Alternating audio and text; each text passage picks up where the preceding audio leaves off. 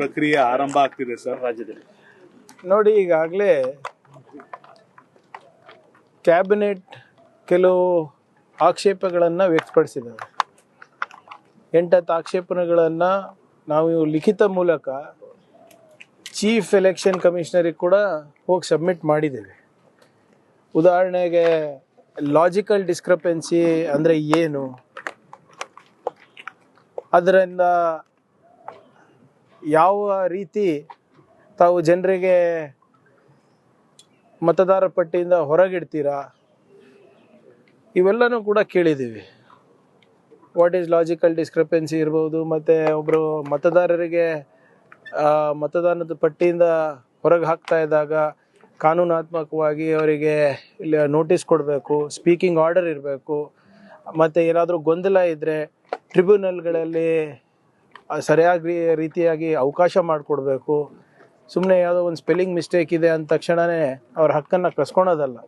ಆದರೆ ಇಲ್ಲಿವರೆಗೂ ಕೂಡ ಎಲೆಕ್ಷನ್ ಕಮಿಷನಿಂದ ಯಾವುದೇ ರೀತಿಯಾದಂಥ ನಮಗೆ ಮಾಹಿತಿಯನ್ನು ಅವ್ರು ನೀಡ್ತಾ ಇಲ್ಲ.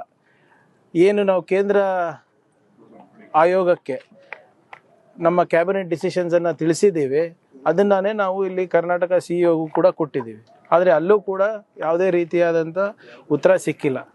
ನಾವು SIR ಮಾಡಬೇಡಿ ಅಂತ ಹೇಳ್ತಾ ಇಲ್ಲ. Voter roll revision is compulsory and it is the right of the election commission. ಆಮೇಲೆ ಅದಕ್ಕಿಂತ ಮುಖ್ಯವಾಗಿ ಒಂದು ಉತ್ತಮವಾದಂಥ ಮತ್ತು ಹೈಜೀನಿಕ್ ವೋಟರ್ ಲಿಸ್ಟ್ ಕೊಡೋದು ಅವ್ರ ಜವಾಬ್ದಾರಿ. ಆದರೆ ತಮಿಳ್ನಾಡು ಇರ್ಬೋದು, ಕೇರಳ ಇರ್ಬೋದು, ವೆಸ್ಟ್ ಬೆಂಗಾಲಲ್ಲಿ ಇರ್ಬೋದು, ಯಾವ ರೀತಿ SIR ನಡೆದಿದೆ ಅಂದರೆ ಬಡವರಿಗೆ ಅವರ ಹಕ್ಕಿಂದ ವಂಚನೆ ಮಾಡುವಂಥ ರೀತಿಯಲ್ಲಿ ನಡೆದಿದೆ. ಸೊ ಆದ್ದರಿಂದ ನೀವು SIR ಪ್ರಾರಂಭ ಮಾಡೋದಕ್ಕಿಂತ ಮುಂಚೆ ನಮ್ಮ ಪ್ರಶ್ನೆಗಳಿಗೆ ಉತ್ತರ ಕೊಡಿ ಅಂತ ಕೇಳಿರೋದು. ಆದರೆ ಇನ್ನೂ ಯಾವುದೂ ಉತ್ತರ ಬಂದಿಲ್ಲ. ಇವತ್ತು ನೋಡೋಣ ಏನು ಮಾಡ್ಬೋದು ಅಂತ ಮಾನ್ಯ ಮುಖ್ಯಮಂತ್ರಿಗಳಿಗೆ ಕೇಳಿ ನಾವು ಮುಂದಿನ ಕ್ರಮವನ್ನು ನಾವು ತಗೋತೀವಿ. ನೋಡಿ, ಪಕ್ಷಕ್ಕಿಂತ ಫಸ್ಟು ನಾವು ಏನು ಜಾಗೃತಿ ಅಭಿಯಾನವನ್ನು ನಡೆಸಬೇಕು, ಅದನ್ನು ನಾವು ಮಾಡ್ತಾ ಇದ್ದೀವಿ. ಆದರೆ ಕಾನೂನಾತ್ಮಕವಾಗೂ ಕೂಡ ಇದನ್ನು ನಾವು ಪರಿಗಣಿಸಬೇಕಾಗ್ತದೆ. ಇವತ್ತು ಯಾವುದೋ ಒಂದು ಆರ್ಟಿಫಿಷಿಯಲ್ ಇಂಟೆಲಿಜೆನ್ಸ್ ಸಾಫ್ಟ್ವೇರ್ ಯೂಸ್ ಮಾಡಿಬಿಟ್ಟು ನೀವು ಎಲ್ಲರಿಗೂ ಹೊರಗಿಡ್ತೀರಾ ಅಂದರೆ ಅದನ್ನು ಆಡಿಟ್ ಮಾಡಿದವ್ರು ಯಾರು, ಅದು ಹೇಗೆ ಕೆಲಸ ಮಾಡುತ್ತೆ ಅಂತ ಯಾರಿಗೂ ಗೊತ್ತಿಲ್ಲ. ಈಗ ನೀವೇ ಯೋಚನೆ ಮಾಡಿ, ಸುಮಾರು 89 ಲಕ್ಷ ಜನ ಮತದಾರರ ಪಟ್ಟಿಯಿಂದ ಕೈ ಬಿಡ್ತಾರೆ. ಅವರಿಗೆ ಟ್ರಿಬ್ಯುನಲಲ್ಲಿ ಹೋಗಿ ಅವರಿಗೆ ಕೇಳೋಕ್ಕೂ ಅವಕಾಶ ಇರಲಿಲ್ಲ. ಒಬ್ಬ supreme court judge, retired supreme court judge ಯಾರು ಟ್ರಿಬ್ಯುನಲ್ನಲ್ಲಿ ಇರ್ತಾರೆ, ಅವ್ರು ರಾಜೀನಾಮೆ ಕೊಟ್ಬಿಡ್ತಾರೆ. ಇದು ಮಾಡ್ಲಿಕ್ಕೆ ಆಗೋದಿಲ್ಲ, 4 ವರ್ಷ ಬೇಕು ಆಗುತ್ತೆ ಇಂಥ ಈ ಪ್ರಕ್ರಿಯೆ ಮುಗಿಸ್ಲಿಕ್ಕಂತ ರಾಜೀನಾಮೆ ಕೊಡ್ತಾರೆ. ಸೊ ಹೀಗಾಗಿ ಇಷ್ಟೊಂದು ಗೊಂದಲ ಇದ್ದಾಗ ನಮ್ಮ ಮನವಿ ಏನಿದೆ ಅಂದರೆ, ಎಲ್ಲ ಗೊಂದಲಗಳಿಗೆ ಏನೇನು ಪ್ರಶ್ನೆಗಳನ್ನು ನಾವು ಕೇಳಿದ್ದೇವೆ ಅದಕ್ಕೆ ಉತ್ತರ ಕೊಟ್ಬಿಟ್ಟು ನೀವು ಮಾಡಿ, ರಿವಿಷನ್ ಮಾಡಿ ಅಂತ ಅಷ್ಟೇ ಹೇಳ್ತಾ ಇರೋದು ನಾವು. ಸರ್, ಈಗ ಸಿಎಗಳ ಜೊತೆಲಿ ಸಭೆ ಮಾಡಿದಾಗ ಸರ್, ಗೌರ್ಮೆಂಟ್ ಇಂದ ಒಂದು ರಿಪೋರ್ಟ್ ಕೊಟ್ಟಿದ್ದಾರೆ. ಭೂ ತ್ಯಾಜ್ಯಗಳಿಗೆ, ಭೂ ವ್ಯಾಜ್ಯಗಳಿಗೆ ಸಂಬಂಧಪಟ್ಟಂತೆ ಕಾನೂನು ಮತ್ತೆ ಸುವ್ಯವಸ್ಥೆ ಗಲಾಟೆ ಜಾಸ್ತಿ ಆಗ್ತಿರ್ತ ಥ್ರೂಔಟ್. ಯಾವುದಕ್ಕೆ ಸರಿ ಅರ್ಥ ಆಗಿಲ್ಲ. ಭೂಮಿ ವಶಪಡಿಸ್ಕೊಂಡಂತ ಸಂದರ್ಭದಲ್ಲಿ ಆಗ್ತಿರೋಂತ ಹೋರಾಟಗಳಿಂದ ಕಾನೂನು ಸುವ್ಯವಸ್ಥೆಗೆ ಸಮಸ್ಯೆ ಆಗ್ತಿದೆ ಅಂತ ಸಿಎಂ ಅವರೇ ನೋಡಿ, ಲ್ಯಾಂಡ್ ಅಕ್ವಿಸಿಷನ್ ಲಾ ಬಹಳ ಕ್ಲಿಯರ್ ಆಗಿದೆ. ಯಾರು ಒತ್ತಾಯಪೂರ್ವಕವಾಗಿ ಜಬರ್ದಸ್ತಿ ಮಾಡಿ ಲ್ಯಾಂಡ್ ತಗೊಳಕ್ ಆಗೋದಿಲ್ಲ. ರೈತರದು ಎಲ್ಲೆಲ್ಲಿ ಅವರು ಸ್ವಪ್ರೇರಣೆಯಿಂದ ಕೊಡ್ತಾರೆ, ಸ್ವ ಇಚ್ಛೆಯಿಂದ ಕೊಡ್ತಾರೆ, ಅದನ್ನು ಮಾತ್ರ ನಾವು ಭೂಮಿ ವಶಕ್ಕೆ ತೊಗೋಬೋದು. ಯಾರಿಗೆ ಕೊಡೋಕೆ ಇಷ್ಟ ಇಲ್ಲ 90-95% ಆಗಿದ್ದರೆ then we can acquire the rest also ಅಂತ ಆ್ಯಕ್ಟಲ್ಲಿ ಇದೆ. ಈಗ ಉದಾಹರಣೆ ನೀವು ಚನ್ನರಾಯಪಟ್ಟಣದಲ್ಲಿ ದೇವನಹಳ್ಳಿನಲ್ಲಿ ನಾವು ಮಾಡಿಲ್ವಾ, ಅವ್ರು ಕೊಡೋಕೆ ಇಷ್ಟ ಇಲ್ಲ ಅಂದರೆ ನಾವು ಅಗ್ರಿಕಲ್ಚರ್ ಝೋನ್ ಅಂತಲೇ ಡಿಕ್ಲೇರ್ ಮಾಡಿದ್ವಿ ಅದನ್ನು. ಈಗ ಕೆಲವು ರೈತರು ಇಲ್ಲ ನಾವು ಇಂಡಸ್ಟ್ರಿ ಮಾಡಬೇಕು ಅಂದ್ಬಿಟ್ಟು ಕೆಲವು ಜನ ಬಂದಿದ್ದಾರೆ. ಅದು ಪರಿಶೀಲನೆ ಮಾಡಿ ಅದು ಖರೀದಿ ಅಕ್ವೈರ್ ಮಾಡ್ಬೋದು ಅಂತ ನೋಡ್ತಾ ಇದ್ದೀವಿ. Nobody can force farmers to sell their land. ಅದು ಯಾವತ್ತು ಮಾಡೋಕ್ಕೂ ಪ್ರಯತ್ನ ನಾವು ಮಾಡಿಲ್ಲ, ಮಾಡೋದು ಇಲ್ಲ. ಸರ್, ಈಗ ಬಿಡದಿ ಟೌನ್ಶಿಪ್ ವಿಚಾರಕ್ಕೆ ಸಂಬಂಧಪಟ್ಟಂತೆ ಕಾಂಗ್ರೆಸ್ ನಾಯಕರು ಕುಮಾರಸ್ವಾಮಿ ವಿರುದ್ಧ ಒಂದಷ್ಟು ಅಟ್ಯಾಕ್ ವಾಗ್ದಾಳಿ ನಡೆಸುವ ಸಂದರ್ಭ ಕುಮಾರಸ್ವಾಮಿ ಒಂದು ಹೇಳಿಕೆ ಕೊಟ್ಟಿದ್ದಾರೆ. 2018 ಯಾರು ನಮ್ಮ ಮನೆ ಬಾಗಿಲಿಗೆ ಬಂದಿದ್ರು ಕಾಂಗ್ರೆಸ್ನವರು, ಅಸ್ತಿತ್ವದ ಬಗ್ಗೆ ಪ್ರಶ್ನೆ ಮಾಡ್ತಾರಲ್ಲ ಅಂತ ಹೇಳಿ. ನೋಡಿ ಅಪ್ಪ, ಯಾರ ಮನೆ ಬಾಗಿಲಿಗೆ ಹೋಗಿದ್ದು, ಯಾರ ಮನೆ ಬಾಗಿಲಿಂದ ಹೊರಗೆ ಬಂದಿದ್ದು ಎಲ್ಲ ಗೊತ್ತಿದೆ ಅಲ್ಲ. ಸರ್ಕಾರ ಯಾಕೆ ಬಿತ್ತು ಅಂತ ಗೊತ್ತಿಲ್ವಾ ನಮಗೆ? ಸರಿಯಾಗಿ ಈಗ ಅವಾಗ ಆಗಬೇಕಾದಾಗ ಎಲ್ಲ ಸಿದ್ಧಾಂತ ತತ್ವ ಒಂದೇ ಅಂತ ಹೇಳಿದ್ರು. ಇದೇ ಮಾಜಿ ಮುಖ್ಯಮಂತ್ರಿಗಳು ಕೇಂದ್ರ ಸಚಿವರು ಒಂದು ದೊಡ್ಡ ಆರ್ಟಿಕಲೇ ಬರ್ತಿದ್ರಲ್ಲ RSS ವಿರುದ್ಧ, ಎಂಥ ವಿಷಜಂತು ಅಂತ ಬರ್ತಿದ್ರ ಇಲ್ಲ ಆರ್ಟಿಕಲ್ಲು. ಅವಾಗ ನಮ್ಮದು ಅವ್ರದ್ದು ಸಿದ್ಧಾಂತ ತತ್ವ ಒಂದೇ ಇತ್ತು. ಈಗೇನೋ ಬೇರೆದಾಗಿದೆ, ಈಗೇನೋ ಅರಿವಾಗಿದೆ ಅಂತ ಅವ್ರು ಹೇಳ್ತಾ ಇದ್ದಾರೆ. ಈಗ ಮೇಲೆ ಇದ್ದಾರೆ, ಯಾರು ಮನೆ ಬಾಗಿಲಿಗೆ ಬಂದಿದ್ರು, ಏನೇನಾಯಿತು ನನಗೂ ಗೊತ್ತಿದೆ. ಆ ಸೂಕ್ಷ್ಮ ವಿಚಾರಗಳೆಲ್ಲ ಮೀಡಿಯಾನಲ್ಲಿ ಇವಾಗೆಲ್ಲ ಚರ್ಚೆ ಮಾಡಬೇಕಾಗಿದ್ದು.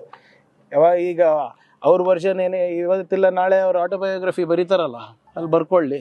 ನಮ್ದು ಬರಿಬೇಕಾದ್ರೆ ನಾವು ಬರ್ಕೊಂತೀವಿ. ಸರ್, ಇದ್ರದ್ದು ಕಲ್ಯಾಣ ಕರ್ನಾಟಕ ವಿಪಕ್ಷ ನಾಯಕರು ಈಗ ಸಾಮಾಜಿಕ ಜಾಲತಾಣ ಬರ್ದಾಕಿರೋದು 18,000 ಶಾಲೆಗಳು ದುಸ್ಥಿತಿಗೆ ತಲುಪಿದಾವೆ, ಕೆಲಸ ಝೀರೋ, ವಿವಾದ ಹೀರೋ ಅಂತ ಪದ ಮೆನ್ಷನ್ ಮಾಡಿದ್ದಾರೆ ಸರ್. ನೋಡಿ ಇವರೇ, ವಿರೋಧ ಪಕ್ಷದವ್ರ ಹತ್ರ ನಾವು ಕಲ್ಯಾಣ ಕರ್ನಾಟಕ ಅಭಿವೃದ್ಧಿ ಬಗ್ಗೆ ಕಲಿಯೋದು ಏನೂ ಇಲ್ಲ. ಇದೇ BJP ಅವರು ಆರ್ಟಿಕಲ್ 371 ತಿರಸ್ಕಾರ ಮಾಡಿದ್ರು. ಇವ್ರ ಹತ್ರ ಕಲಿಯೋದೇನಿಲ್ಲ. ಮತ್ತು ಇವರಿದ್ದಾಗ ಎಷ್ಟು ಕೊಟ್ಟರು? ಇವರಿದ್ದಾಗ 371J ಅಪ್ರೂವ್ ಮಾಡಿಲ್ಲ. ಇವರಿದ್ದಾಗ RSS ಅವರ ಒಂದು ಮಾನವ ಸಂಪನ್ಮೂಲ ಸಂಸ್ಥೆ ಮಾಡಿಬಿಟ್ಟು 200-300 ಕೋಟಿಗೆ ಲೂಟಿ ಹೊಡಿಲಿಕ್ಕೆ ಅವಕಾಶ ಮಾಡಿಕೊಟ್ಟಿದ್ರು KKRDB ಹಣದಿಂದ. ಇವ್ರು ಯಾಕೆ ಎಷ್ಟು 1,000 ಕೋಟಿನೂ ಕೊಟ್ಟಿಲ್ಲ. ಇವತ್ತು 5,000 ಕೋಟಿ ರೂಪಾಯಿಯನ್ನು ನಾವು ಕೊಟ್ಟಿದ್ದೇವೆ. ಇವತ್ತು ಅಕ್ಷರ ಆವಿಷ್ಕಾರ ಅಂದ್ಬಿಟ್ಟು ಹೊಸ ಯೋಜನೆಯನ್ನು ಬರೀ ಎಜುಕೇಷನಿಗೆ ಮಾಡ್ತಾ ಇದ್ದೀವಿ. ಇಲ್ಲಿ ಬೆಂಗಳೂರಿನಲ್ಲಿ ಕೂತ್ಕೊಂಡು ಇವರು ನಮ್ಮ ಭಾಗದ ಬಗ್ಗೆ ಮಾತಾಡ್ತಾರಲ್ಲ, ಇವರಿದ್ದಾಗ ಏನು ಮಾಡಿದ್ರು ಅಂತ ಹೇಳಿಬಿಡ್ಲಿ. ನಾನು 5 ಮುಖ್ಯಮಂತ್ರಿಗಳು ಕೊಟ್ರಲ್ಲಪ್ಪ BJP ಅವರು. ಏನೇನು ಮಾಡಿದ್ದೀರಾ ನೀವು ಹೇಳ್ಬಿಡಿ. ಒಂದು ESIC ಹಾಸ್ಪಿಟಲ್ ಕಟ್ಟಿಸಿದ್ರಾ, ಜಯದೇವ ಕಟ್ಟಿಸಿದ್ರಾ, ಕಿದ್ವಾಯ್ ಕಟ್ಟಿಸಿದ್ರಾ, ಏರ್ಪೋರ್ಟ್ ಕಟ್ಟಿಸಿದ್ರಾ, ರೈಲ್ವೆ ಸ್ಟೇಷನ್ ಕಟ್ಟಿಸಿದ್ರಾ, ಡ್ಯಾಮ್ ಕಟ್ಟಿಸಿದ್ರಾ? ಕೊಡಿ, ಲೆಕ್ಕ ಕೊಡಲಿ. ಇವತ್ತು ನಾನು ಏನೇನು ಹೇಳಿದ್ದೀನಿ ಅವೆಲ್ಲನೂ ಮಾಡಿದ್ದು ನಾವೇ. ನಾವು ಕಟ್ಸಿರೋ ಏರ್ಪೋರ್ಟಲ್ಲೇ ಇಳಿತಾರೆ, ನಾವು ಕಟ್ಸಿರೋ ರೋಡ್ ಮೇಲೆ ಓಡಾಡ್ತಾರೆ, ನಾವು ಕಟ್ಸಿರೋ ಹಾಸ್ಪಿಟ್ಲಿಗೆ ಅಡ್ಮಿಟ್ ಆಗ್ತಾರೆ. ಮತ್ತೆ ಏನು ಮಾಡಿದ್ದಾರೆ ಅಂತ ನಮಗೆ ಕೇಳ್ತಾರೆ. ಇವರೆಲ್ಲ ಎಲ್ಲಿ ಕರೋನಾ ಸಂದರ್ಭದಲ್ಲಿ ಯಾವ್ಯಾವ ಹಾಸ್ಪಿಟ್ಲ್ ಹೋಗಿದ್ರು ಈ BJP ನಾಯಕರು, ಸಪೋರ್ಟರ್ಸು ಎಲ್ಲ ನಾವು ಕಟ್ಸಿದ್ದೆ ಅಲ್ವಾ? ಸರ್, ಈಗ ಕೆಂಪೇಗೌಡ ಜಯಂತಿ ಸಮಯದಲ್ಲಿ ಗಲಾಟೆ ಸಂಬಂಧಪಟ್ಟಂತೆ ಅರೆಸ್ಟ್ ಆಗಿದ್ದಾರೆ. ಅದಕ್ಕೆ ಕಾಂಗ್ರೆಸ್ BJP ಅವ್ರು ಏನ್ ಹೇಳ್ತಿದ್ದಾರೆ, ಪ್ರಚೋದನೆ ಮಾಡಿದವ್ರ ವಿರುದ್ಧ ಕ್ರಮ ಆಗ್ಬೇಕಲ್ಲ. ಎಲ್ಲಿ ಅರೆಸ್ಟ್ ಆಗಿರೋದು? ಚಿಕ್ಕಬಳ್ಳಾಪುರ. ನೋಡಿ, ಯಾರೇ ಇದ್ರು ಕಂಪ್ಲೇಂಟ್ ಕೊಟ್ಟರೆ ತಗೋತೀವಿ. ಕಂಪ್ಲೇಂಟ್ ಕೊಡಿ ಸ್ವಾಮಿ. ಸುಮ್ಮನೆ ಮೀಡಿಯಾನಲ್ಲಿ ಹೋಗಿ ಮಾತಾಡಿದ್ಕೆಲ್ಲ ನಾವು ಅರೆಸ್ಟ್ ಮಾಡೋಕ್ಕಾಗುತ್ತಾ? FIR ಮಾಡಿ, FIR ಕೊಡಿ, ವಿ ವಿಲ್ ದಾಖಲಾದರೆ ನಾವು ಆ್ಯಕ್ಷನ್ ತಗೋತೀವಿ. ನೀವು ಮೀಡಿಯಾ ಟ್ರಯಲ್ ಮಾಡೋಕ್ಕಿದ್ರೆ ಅದು ನಿಮ್ಮ ಇಷ್ಟ. ಬನ್ನಿ, ಕಂಪ್ಲೇಂಟ್ ಕೊಡಿ. ಕಂಪ್ಲೇಂಟಲ್ಲಿ ಏನಾದರೂ ನಮಗೆ ಸಾಕ್ಷಿ ಸಿಕ್ಕಿದ್ರೆ ಅರೆಸ್ಟ್ ಮಾಡ್ತೀವಿ. ಅದು ಇದು ಬಿಟ್ಟು ನೀವು ಮೀಡಿಯಾ ಮುಂದೆ ಹೋಗ್ಬಿಟ್ಟು FIR ಆಗಿಲ್ಲ, ಅರೆಸ್ಟ್ ಆಗಿಲ್ಲ ಅಂತ ಹೇಳಿದ್ರೆ ನಮಗೇನು ಗೊತ್ತು? ನನ್ನ ಮಾಹಿತಿ ಪ್ರಕಾರ ಯಾರು ಅಲ್ಲಿ ಸ್ಟೇಷನಿಗೆ ಬಂದು ಏನೂ ಕೊಟ್ಟಿಲ್ಲ. ಕೊಟ್ಟರೆ ವಿ ವಿಲ್ ಸಿ. ಬೆಂಗಳೂರಲ್ಲಿ 2 ಮಹಿಳೆಯರ ಕೊಲೆ ಆಗಿದೆ 2 ಗಂಟೆಗಳಲ್ಲಿ, 2 ಪ್ರತ್ಯೇಕ ಕೇಸ್ಗಳು. ಇದನ್ನ ವಾಪಸ್ಸು ಕಡಿಮೆ ಮಾಡೋದಕ್ಕೆ ಏನು ಪ್ರಯತ್ನ ಇಲ್ಲ? ನೋಡಿ, ಈಗ ಕಳೆದ ಒಂದು ವಾರದಲ್ಲಿ ಕೆಲವು ಭೀಕರ ಹತ್ಯೆಗಳು ನಡೆದಿದ್ದು ನಿಜ. ಆದರೆ ತಾವು ಗಮನಿಸಬೇಕಾಗಿರೋದು ಏನಪ್ಪ ಅಂದರೆ, ಅವೆಲ್ಲನೂ ಕೂಡ ಪರಿಚಿತರೇ ಮಾಡಿರೋದು. ಯಾರೂ ಅಪರಿಚಿತರು ಅಥವಾ ಈ law and order break down ಆಗಿದೆ ಅಂತ ಆಗಿಲ್ಲ. ಈಗ ಮೊನ್ನೆ ಒಂದು ಮನೆಯಲ್ಲಿ 3 ಹತ್ಯೆ ಮಾಡಿದ್ರು. ಯಾರು ಮಾಡಿರೋದು? ಮಗಳೇ ಹಲ್ಲೆ ಮಾಡಿರೋದು ಅವ್ರ ತಂಗಿ ಮೇಲೆ, ಅವ್ರ ತಂದೆ ತಾಯಿ ಮೇಲೆ. ಮತ್ತು ಮೊನ್ನೆ ತುಮಕೂರಿನಲ್ಲಿ ನಡೆದಂಥ ಘಟನೆ ಎಲ್ಲರೂ ಪರಿಚಿತರೇ ಇದ್ದರು 3-4 ವರ್ಷದಿಂದ. ಈಗ ನೀವು ಹೇಳ್ತಾ ಇರೋ ಘಟನೆಗಳು ಕೂಡ ಎಲ್ಲರೂ ಪರಿಚಿತರೇ ಇದ್ದರು. ಸೊ ಹಿಂಗೆ ಲಾ ಆ್ಯಂಡ್ ಆರ್ಡ್ರಿಂದ ಇವತ್ತು ಅವು ಸಮಸ್ಯೆ ಆಗ್ತಾ ಇಲ್ಲ. ಅದು ವೈಯಕ್ತಿಕ ಕಾರಣಗಳಿರ್ಬೋದು, ಕೌಟುಂಬಿಕ ಕಾರಣಗಳಿಂದ ಇರ್ಬೋದು.